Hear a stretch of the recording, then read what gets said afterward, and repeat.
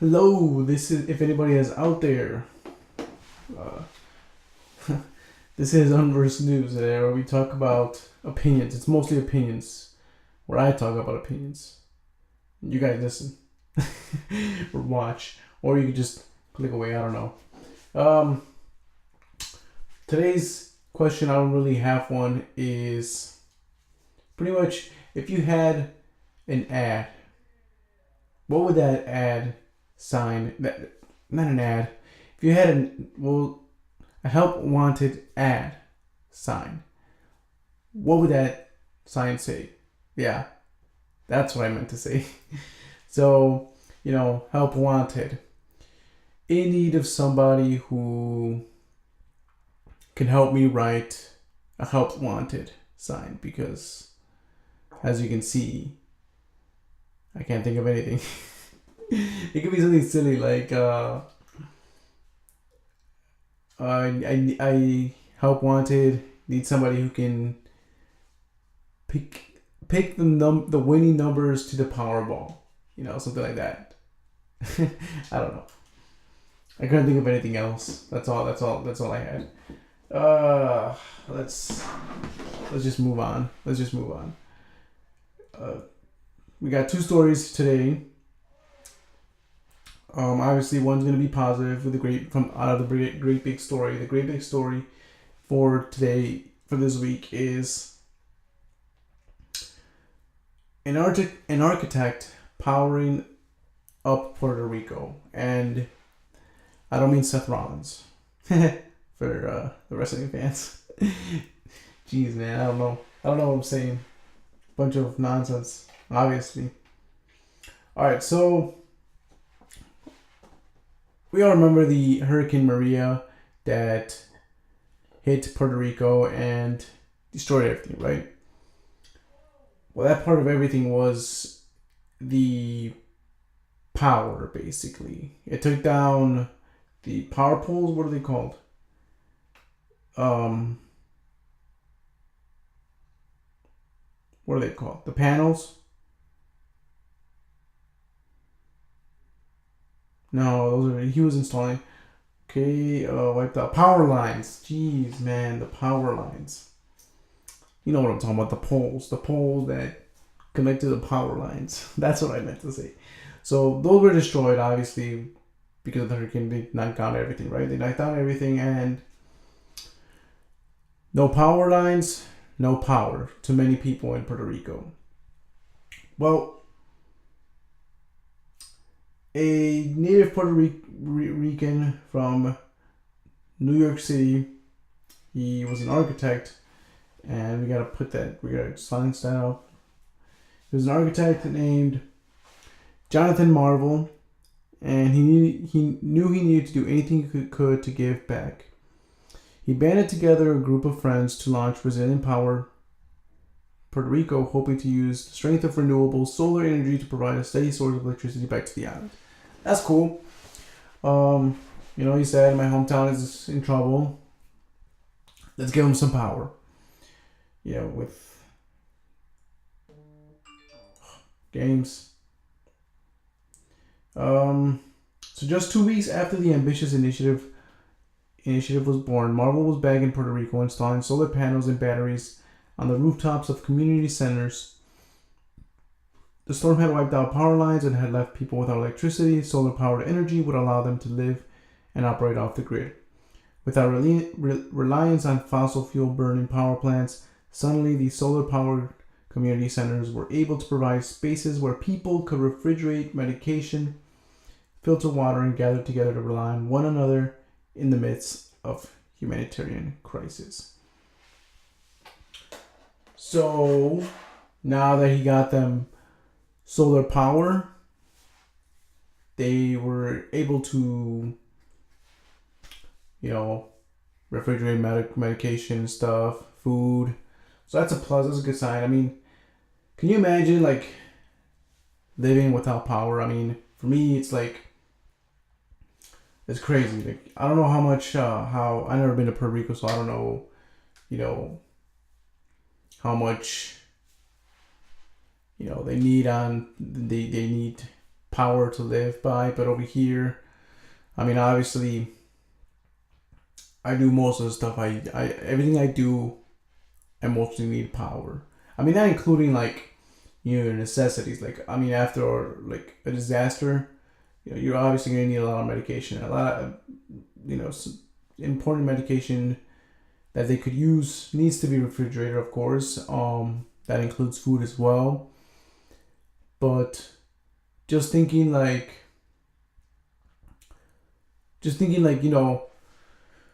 we could use power for a lot more things like air conditioning. Electricity for just like it's not much necessities, but like just things like your phone uses power, your TV uses power. All these things use power, like air filters. I don't even know what I'm saying. But there's a lot of necessities that we just use in our daily lives that require power. And just imagine like you living without power. I mean, people these days are like, oh, I need my phone. I can't live without my phone. So, I mean, just think about like people in Puerto Rico. They were like, they had no phones. I mean, they had no phones after this. Like, there was no power. So, I mean, just on a regular day, a normal person here in the States would be like, oh man, I forgot my charger. My phone's gonna die. If they went somewhere, if they were out for a long period of time, and they're gonna go crazy. They'll go crazy without, especially because I don't know why, but people these days need social media, the internet. So like, just think if you were over there and you had no power. How would you feel? Like one day people go crazy without their their phone or something. I know people who are like, dude, I just recently came from Japan, and we did a lot of walking around, and nobody decided to carry their chargers except for me because I was carrying a backpack. Obviously, I'm always ready. But I'm the only one who had pretty much chargers. I am the only one who was able to provide them with charging their phones and whatnot. But at the same time, I needed that charger to charge my own phone. But like for me, it's like I can go on without a phone. I can go like maybe more than a day, more than like 5 days, maybe a week without the phone. Like I don't really rely on it. I mean, sure, I use a couple of social medias out there like Instagram and Twitter and stuff, and I gotta check stuff out. But if like the most of the time I use my phone for looking up stories, looking up for articles for the videos, keeping up with what I need to stay on track with. That's about it. I mean, but like social media and stuff, like I can live without that. But power itself though, it'd be hard for me because I still like, even if I'm not using my phone, I'm still into like movies, I'm still into music, I'm still into video games, and all that stuff needs power. Like if I want to listen to music, I mean, I do listen to it from my phone, but say I didn't need to. I didn't need to listen to music. I don't have to. Like whatever, I can go on without the music. But then I'll be like, you know what? Let me play. I want to play some video games then. So that's a huge thing because I do like playing video games. I do enjoy playing video games. I pretty much play at least once a day. So at some point in the day. So I'd probably go crazy if I didn't. I don't know if I'd go crazy, but I'd be really bored because if I'm not playing video games, then I probably want to watch a movie or something, and or YouTube videos, something like that. Videos, movies, whatever, TV show on Netflix or something. So yeah, I would need power. I would go crazy. So this guy would be my savior for sure. So it's a cool thing that he decided to do something like this. And I believe he did it with a group of people. But let's see what else. At last count, Marvel and Resilient Power Puerto Rico were able to bring solar power to 20 community centers across the island, helping over 100,000 people in the process. That's a lot of people there, see? But all those people were happy to watch TV. I don't know. I don't know about that one, but still.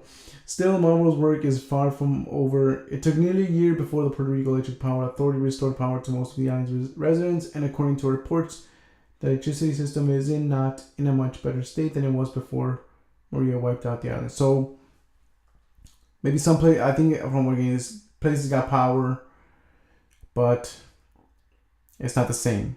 So maybe it can go out from time to time. Maybe that's what it's saying. I think. Longer term, Marvel dreams of a day when Puerto Rico is able to shift to 100% renewable energy sources. He believes that an achievable goal and resilient power Puerto Rico is working to make it a reality. That's pretty much all. But I mean, yeah, that's awesome. Like I said, when we have power outages here, I'm like completely bored. I mean, I can't turn on the TV. I can't, play video games. I can't. I mean, I can be on my phone, but pretty much, like, say I didn't charge my phone, I'm like at 80. That's all I'm gonna be doing is being on the phone and then, trying to survive through that 80% or whatever I have of percent life battery. So I go a little, I get a little uneasy if like we lose power and then I don't get the power, we don't get it back until like 2 days later or something. Then I start going a little haywire. But yeah, that's cool. That's awesome that he went out there and helped out all those people, because no power, especially in today's world, is outrageous, man. It's outrageous. Hard to survive. But let's move on a little bit of some news that kind of, got me a little mad. I was a little disgusted by this one. So it took place in Coachella, so California, right? Some woman was filmed dumping newborn puppies in a wheelie bin. That's a garbage can, I believe. So a woman who allegedly let's get right into this. A woman who allegedly dumped a bag of puppies in a wheelie bin has been arrested. So video shows a woman stepping. She was filmed. A video shows a woman stepping out of a white 4x4 car before putting a plastic bag in a bin in Coachella, California. A man walking past the bin heard the cries of the puppies. He left the puppies at the front of a car parts store and walked away before a customer looked into the bag and alerted staff. 7 terrier mixed puppies were found in the bag, and it is believed they were only a few days old. So, I mean, this is Cali. Cali's hot, and then you're dumping puppies in a wheelie bin. So that's with the lid closed. It's gonna get even hotter inside. And these apparently were just days old. So I don't know if I've never seen newborn puppies that are just days old, but I can imagine that they can't walk well. I'm guessing they're just like either just sitting there or just limping. But it can't be good news. Just dumping baby puppies in there. The woman, 54, I believe she's 54, could face 7 counts of animal cruelty and jail for a maximum of 6 years if found guilty. Animal rescue officers who went to her home say they found 38 more dogs who were not in a good condition. So she's had more dogs. Now here's the thing. Here's the thing that comes to my mind. Like, why would you dump puppies when nowadays you can actually go and drop them off at a shelter, at an animal shelter, where they can take care of them there, and then a family can come in and adopt them. Like, it doesn't make sense to just throw them away. Well, where does in your mind come that you decide to say, wow, I have too many dogs. She obviously has 38 more dogs, and they're not in good condition. Where do you say, like, wow, I have 38 dogs, or I have way too many dogs, I gotta get rid of these newborn puppies, so I'm just gonna go and dump them? That doesn't make sense. Like, I don't know. That just doesn't make sense to me. Like, there's shelters for reasons, you know. You could probably like sell them, like, or you can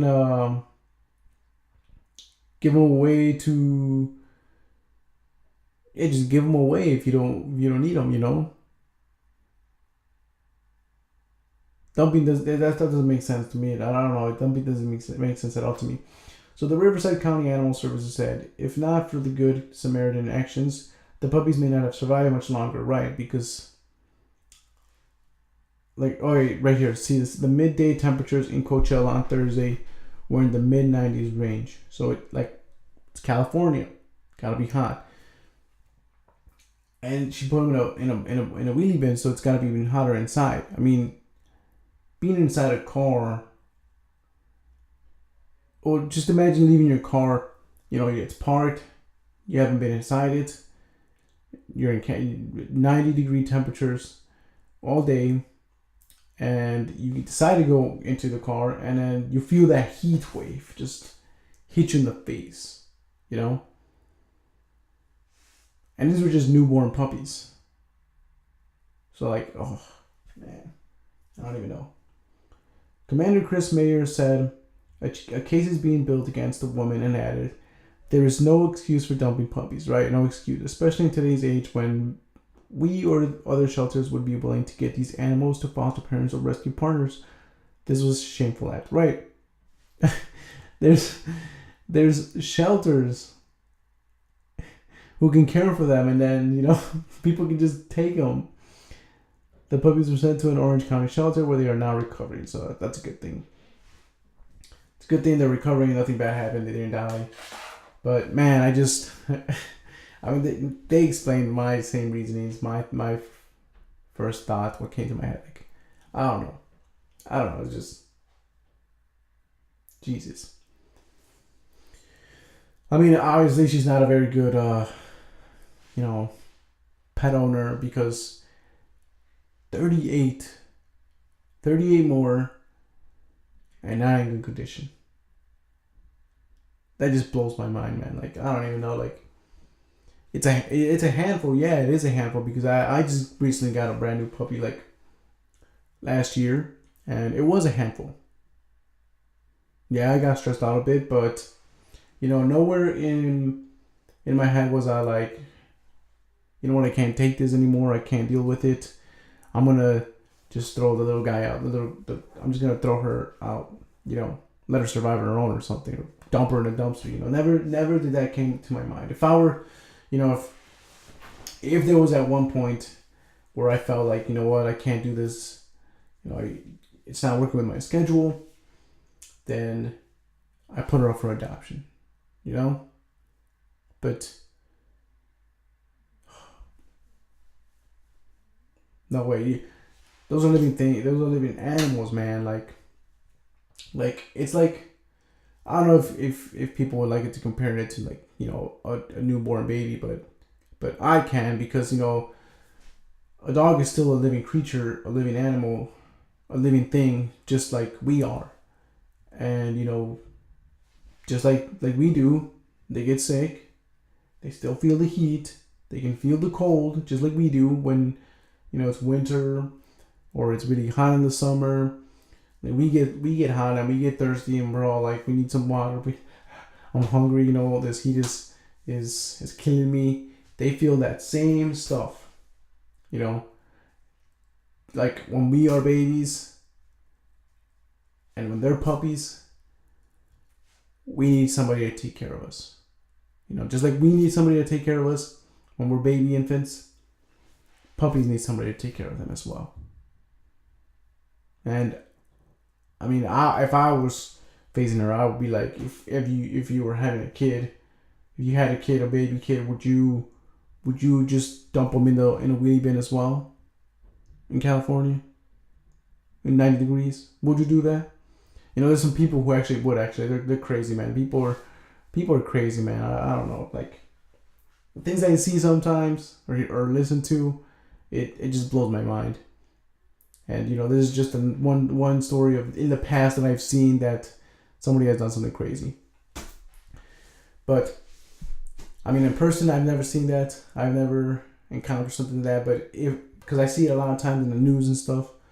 But man, oh man, would I call these people out? I would call, yeah, for sure. All right, I'm mad enough. That's it.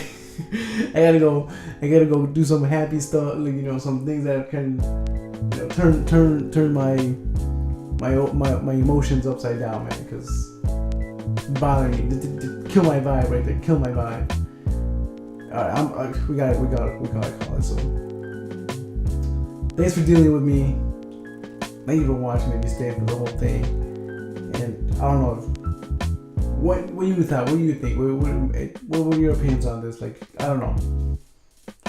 Just leave me your thoughts. Just leave me your thoughts. Tell me what you think. Social media is in the description box below. You see me? I'm talking angry now. Somebody hold me back. No one's here to hold me back. All right. But yeah, I got Twitter, Instagram. Down is at Ariana312. Should be something like that. Ariana06. So yeah, go check out what I'm doing.